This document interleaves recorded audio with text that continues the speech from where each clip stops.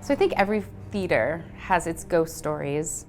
Since its opening in 1852, the walls of the historic Fulton Theatre have echoed to the artistry, voices, and music of America's greatest performers. For years, people have believed that these walls also echo to ghostly spirits. Prior to the theater being constructed, this site was the home of the old Lancaster jail, and these grounds may have been cursed from the start.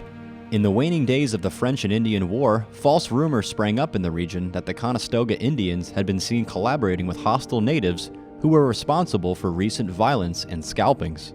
A Scotch-Irish militia formed in Dauphin County, known as the Paxton Boys, marched to a Conestoga village near Millersville on the morning of December 14, 1763, and swiftly murdered 6 peaceful Conestogas, while 14 others escaped.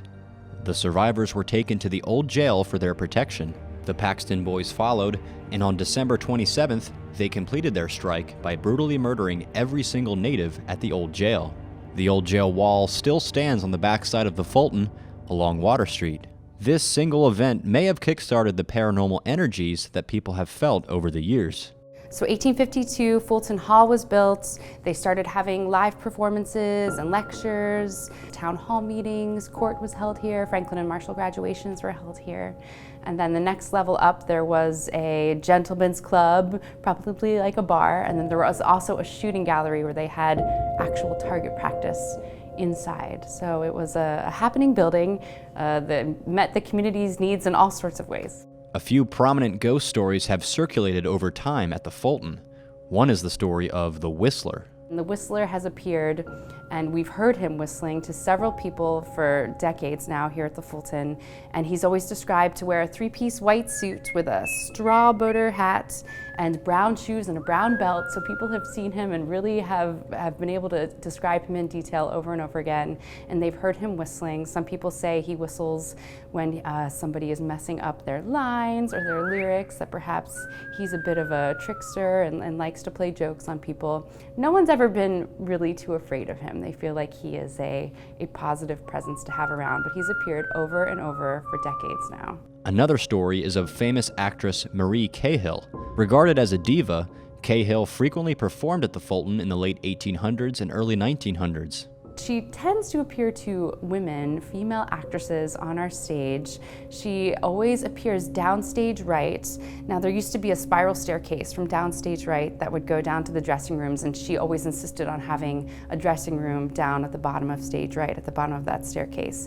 And some women have even said that she has screamed in their ears while they're trying to sing and say their lines. So we think she has some major jealousy issues with fellow divas. Lastly is the story of a spirit watching in the audience. There was a spotlight operator sitting in our gallery, our 3rd floor balcony, our gallery, and she looked down and there was an older gentleman. It was a closed rehearsal, it was a dress rehearsal, so nobody was supposed to be in the audience other than the production team. And she looked down, she saw an older gentleman there, and during the intermission, she went and talked to him just to make sure he was supposed to be there. And he said, "Oh, I'm here to see my granddaughter perform. I've never got to hear her sing before on stage," so he was really excited to be there. After the show, the spotlight operator looked down and he had gone away, so she figured, great, he was given a special invitation to come.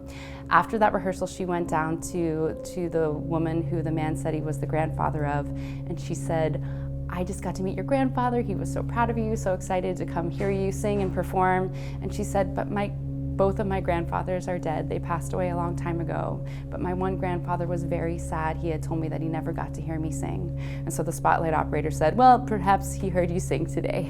Whether they are the tragic souls of the Conestogas or spirits of theaters past, many are convinced that there is something paranormal about this place.